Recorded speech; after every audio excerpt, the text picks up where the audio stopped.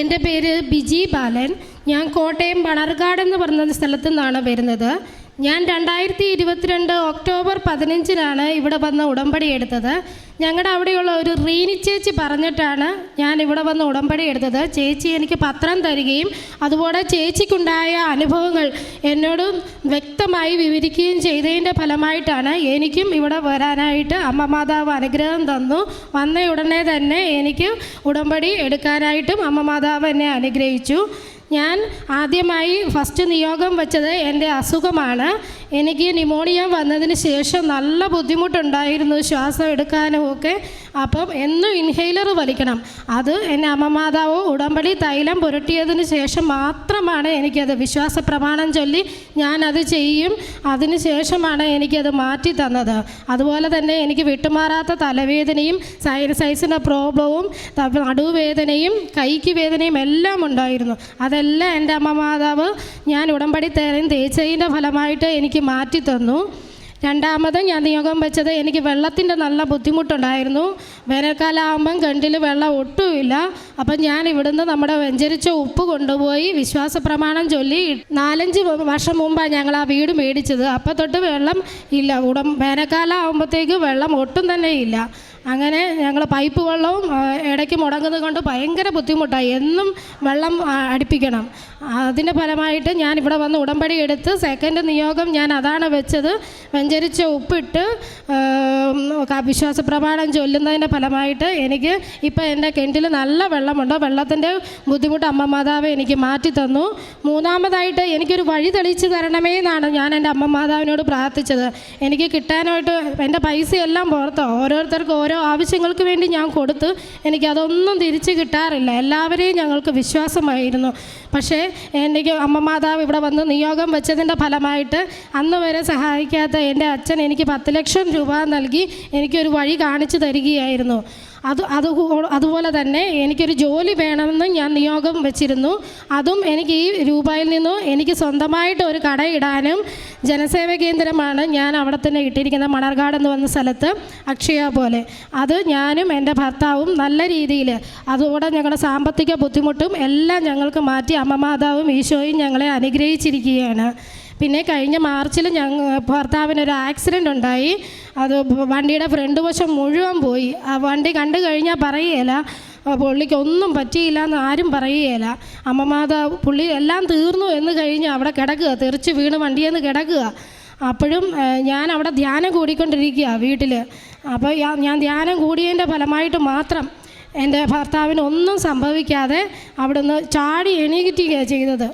എല്ലാവരും പറഞ്ഞു, അച്ഛനും അമ്മയും എല്ലാവരും സമ്മതിച്ചു, നിൻ്റെ പ്രാർത്ഥന കൊണ്ട് മാത്രമാണ് പുള്ളിക്ക് ഒന്നും സംഭവിക്കാഞ്ഞെന്ന് അവർ പറഞ്ഞു. ഞാനൊരു അക്രസ്തവി ആയതുകൊണ്ട് ബൈബിൾ വായനയൊക്കെ വളരെ ബുദ്ധിമുട്ടായിരുന്നു എനിക്ക് വായിക്കാനായിട്ട്. അപ്പം ഞാൻ എൻ്റെ കടയിൽ വചനങ്ങളെല്ലാം എഴുതി ഒട്ടിക്കും. വരുന്നവരെല്ലാം ഒരു പ്രാവശ്യം ആണെങ്കിൽ കൂടി ആ വചനങ്ങളെല്ലാം വായിച്ചിട്ട് നിങ്ങളിതൊക്കെ എന്താ ഇങ്ങനെ ഒട്ടിച്ചിരിക്കുന്നതെന്ന് ചോദിക്കും. അപ്പം ഞാൻ പറയും, എൻ്റെ കൃപാസന മാതാവിൽ എനിക്ക് വിശ്വാസമാണ്, എൻ്റെ ഈശോയിലും എനിക്ക് വിശ്വാസമാണ്, അതുകൊണ്ടാണ് ഞാൻ ഇങ്ങനെ ചെയ്യുന്നതെന്ന് പറയും. ഇപ്പം എൻ്റെ ഉയർച്ച കണ്ടിട്ട് എൻ്റെ നാത്തൂനും ഇവിടെ വന്ന് ഉടമ്പടി എടുത്തിട്ടുണ്ട്. അച്ഛനും അമ്മയും എല്ലാവരെയും എനിക്കിവിടെ കൊണ്ടുവരാൻ പറ്റി. ഒരു മുസ്ലിം സഹോദരിയും ഇവിടെ വന്നാൽ പ്രാർത്ഥിക്കുകയുണ്ടായി. പിന്നെ പ്രേക്ഷിത പ്രവർത്തനമായിട്ട് ചെയ്യുന്നത് ഞാൻ പത്രം മെഡിക്കൽ കോളേജുകളിലൊക്കെ കൊണ്ട് കൊടുക്കും. ഞാൻ അവിടെ ചെല്ലുമ്പോൾ പത്രമെല്ലാം അവിടെ കിടക്കുക, എല്ലാവരും ഇട്ടിട്ടങ്ങ് പോയി. ഞാൻ പിന്നെ അത് എടുത്തു കൊടുക്കുക. ഓരോരുത്തരും ഇട്ടിട്ട് പോകുന്ന കണ്ടിട്ട് നമുക്കൊരു വിഷമം. ഞാൻ പിന്നെ ആ പത്രം എല്ലാം എടുത്തു കൊടുക്കാനായിട്ട് ശ്രമിക്കും.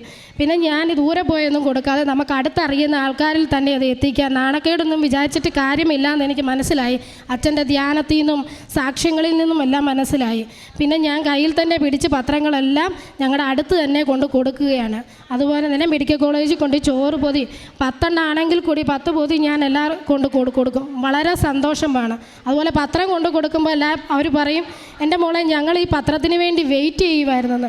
അതൊക്കെ കേൾക്കുമ്പോഴാണ് നമുക്ക് അതിലും സന്തോഷം. പാലിയേറ്റീവ് കെയറിൽ ഞങ്ങൾ പോകുമായിരുന്നു. ഞായറാഴ്ചകളിൽ ഞങ്ങളവിടെ ക്യാൻസർ ബാധിച്ച രോഗികൾ, കിടപ്പ് രോഗികളുണ്ട്. അവിടെ പോയി അവർക്ക് വേണ്ട ശുശ്രൂഷ, അവരെ കുളിപ്പിക്കുകയും ഒക്കെ ചെയ്യും. ഇവിടെ ഒരു ചേച്ചിയാണ് ഇവിടെ വരുന്നത് ഉടമ്പടി. ആ ചേച്ചി ഞാനും കൂടെ പോയി വിശ്വാസ പ്രമാണം ചൊല്ലി അവർക്ക് ഉടമ്പടി തൈലമൊക്കെ തേച്ച് കൊടുത്ത് പ്രാർത്ഥിക്കാറുണ്ട്. പിന്നെ ഈ പ്രാവശ്യം 5ാമത് ഞാൻ ഉടമ്പടി പുതുക്കിയപ്പോൾ ഞാൻ ഒരു നിയോഗവും വെച്ചില്ല. പകരം ഞാൻ 3 കാര്യങ്ങളെ വെച്ചുള്ളൂ. ദൈവവിശ്വാസം വർദ്ധിപ്പിക്കണം, ദൈവസ്നേഹം വളർത്തണം, ദൈവസന്നിധിയിൽ നിന്നും ഞങ്ങളെ പുറത്താക്കല്ലേ എന്ന് 3 കാര്യങ്ങളെ ഞാൻ വെച്ചുള്ളൂ. ഇത്രയും അനുഗ്രഹങ്ങൾ തന്ന ഈശോയ്ക്കും അമ്മ മാതാവിനും 1000 നന്ദി പറഞ്ഞുകൊണ്ട് നിർത്തുന്നു. ലൂക്കായുടെ വിശുദ്ധ സുവിശേഷം 2-ാം അധ്യായം 10-ാം തിരുവചനത്തിൽ ഇപ്രകാരം തിരുവചനങ്ങൾ അരുളി ചെയ്യുന്നു: ഇതാ സകല ജനങ്ങൾക്കും വേണ്ടിയിട്ടുള്ള സന്തോഷത്തിൻ്റെ സദ്വാർത്ത നിങ്ങളെ അറിയിക്കുന്നു. ആട്ടിടയന്മാർക്ക് ദൂതൻ്റെ സന്ദേശമാണത്. ഈശോയുടെ ജനനത്തെക്കുറിച്ച് ഇന്ന് കൃപാസനത്തിൽ വന്ന് ഉടമ്പടിയെടുക്കുന്ന മക്കൾ, ആ മക്കൾ ഏത് ജാതിയിലോ മതത്തിലോ വിഭാഗത്തിലോ ഒക്കെ പെട്ടവരാണോ, അതൊന്നും ഈശോയ്ക്ക് പ്രശ്നമല്ല. ഈശോ ഒന്ന് മാത്രമേ ആഗ്രഹിക്കുന്നുള്ളൂ. അതാണ് ഈ മകളുടെ ഇന്ന് ഉടമ്പടി പുതുക്കിയപ്പോൾ വെച്ച 3 നിയോഗങ്ങൾ. വിശ്വാസം വർദ്ധിപ്പിക്കണം, ദൈവസ്നേഹത്തിൽ വളരണം, ദൈവസന്നിധിയിൽ നിന്ന് ഞങ്ങളെ പുറത്താക്കല്ലേ. വേറെ നിയോഗങ്ങളൊന്നും വെച്ചില്ല. ഇന്ന് തൻ്റെ 5ാമത്തെ ഉടമ്പടി ഈ മകൾ പുതുക്കിയപ്പോൾ അതാണ് വെച്ചത്. ഇതിൽ കൂടുതൽ ഈശോ എങ്ങനെയാണ് ഒരാളിൽ പ്രീതിപ്പെടുക? അതായത് ഒന്നും വേണ്ട, ഇനി ഈശോയെ മാത്രം മതി. താൻ അറിഞ്ഞത് കുറച്ച് നാളുകളെ ആയുള്ളൂ. ഈശോയെയും അമ്മയെയും ഒക്കെ കുറിച്ച് അറിഞ്ഞപ്പോൾ മുതൽ ഗാഢമായ സ്നേഹം, ബന്ധം, ആ ബന്ധമാണ് ഈ മകളെ ഇന്ന് മറ്റു പലരെയും പ്രചോദിപ്പിക്കുന്ന മറ്റു പലർക്കും ഇവിടെ വരുവാനായിട്ട് ഒരു മാതൃകയാക്കുന്ന ഒരു വ്യക്തിത്വത്തിന് ഉടമയാക്കിയത് ഈ മകൾ മൂലം ഇവിടെ എത്ര പേര് വന്നു എന്നും തൻ്റെ കുടുംബത്തിൽ ഇന്ന് എത്ര പേർ വന്ന് ഉടമ്പടി എടുത്തു എന്നുമൊക്കെ നാം കേട്ടു. ഈ മകൾക്ക് ലഭിച്ച കൃപകളൊക്കെ ഇവിടെ പറഞ്ഞു. തനിക്ക് എന്തൊക്കെയായിരുന്നു ലഭിച്ചത്? ആ അനുഭവങ്ങൾ, ആ അനുഗ്രഹങ്ങൾ, അതിനേക്കാൾ ഉപരിയായി ദൈവത്തെ സ്നേഹിച്ച് ദൈവസ്നേഹത്തിൽ വളർന്ന് ദൈവത്തെ കൊണ്ട് നിറയുവാനായിട്ടുള്ള ഒരു ഉത്കൃഷ്ടമായ ഒരു ആഗ്രഹം, ഒരു തീഷ്ണത, അതാണ് ഈ അനുഭവ സാക്ഷ്യത്തിൽ നമുക്ക് കാണുവാൻ കഴിയുക. അതുകൊണ്ടാണ് സകല ജനതകൾക്കും വേണ്ടിയിട്ടുള്ള സന്തോഷത്തിൻ്റെ സദ്വാർത്തയായിട്ടാണ് ഈശോയുടെ ജനനം ഭൂമിയിലേക്ക് ഈശോ അവതരിച്ചത്. ദൂതന്മാർ ഭൂമിയിലുള്ള ആട്ടിടയരെ അറിയിച്ചത്. അതിന്നും പ്രഘോഷിക്കപ്പെടുകയാണ്. ഈശോ ഇന്നും ജീവിക്കുന്നവനായി എങ്ങനെ മനുഷ്യ മക്കൾക്ക് വേണ്ടിയിട്ട് ഈശോ ജീവിക്കുന്നു, മനുഷ്യരാശിക്ക് വേണ്ടിയിട്ട് ഈശോ പ്രവർത്തിക്കുന്നു എന്നുള്ളതാണ് നമുക്ക് കാണുവാൻ കഴിയുക. അമ്മ അതിന് നമുക്കൊരു മധ്യസ്ഥയാണ്. അമ്മയുടെ കരം പിടിച്ച് ഈശോയുടെ അടുത്തേക്ക് പോകുവാൻ ഒത്തിരി എളുപ്പമാണ്. ഈ മകളുടെ കാരുണ്യ പ്രവർത്തികൾ എന്തെല്ലാം ചെയ്യുന്നു, പ്രേക്ഷിത പ്രവർത്തനം എങ്ങനെ ചെയ്യുന്നു.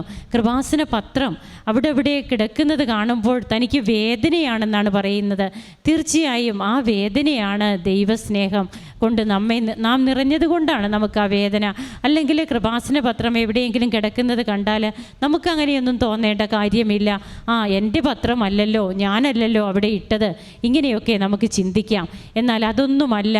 കൃപാസനത്തിലെ ഉടമ്പടി എടുത്ത ഓരോ മക്കളും ദൈവസ്നേഹം കൊണ്ട് നിറയുമ്പോൾ കൃപാസന പത്രം അവർക്ക് മാതാവിൻ്റെ കൈയാവുകയാണ്.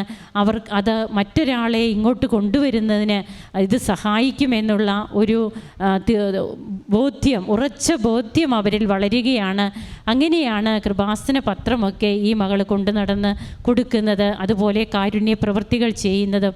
നമുക്ക് ദൈവസ്നേഹം കൊണ്ട് നിറഞ്ഞ ഈ കുടുംബത്തെ സമർപ്പിച്ച് കൂടുതൽ ഇവരെ അനുഗ്രഹിക്കണമേ എന്ന പ്രാർത്ഥനയോടെ, നമ്മെയും ദൈവസ്നേഹം കൊണ്ട് നിറയ്ക്കണമേ എന്ന പ്രാർത്ഥനയോടെ കരങ്ങളടിച്ച് നമുക്ക് ഈശോയ്ക്കും അമ്മയ്ക്കും നന്ദി പറയാം. അത്യപൂർവ ദൈവാനുഭവങ്ങൾ ഇനി നിങ്ങൾക്കും സ്വന്തം.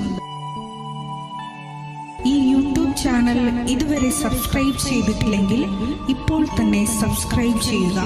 ഈ വീഡിയോ ഇപ്പോൾ തന്നെ നിങ്ങളുടെ സുഹൃത്തുക്കൾക്ക് ഷെയർ ചെയ്തുകൊണ്ട് കർത്താവിൻ്റെ പ്രേക്ഷിതരാകുക.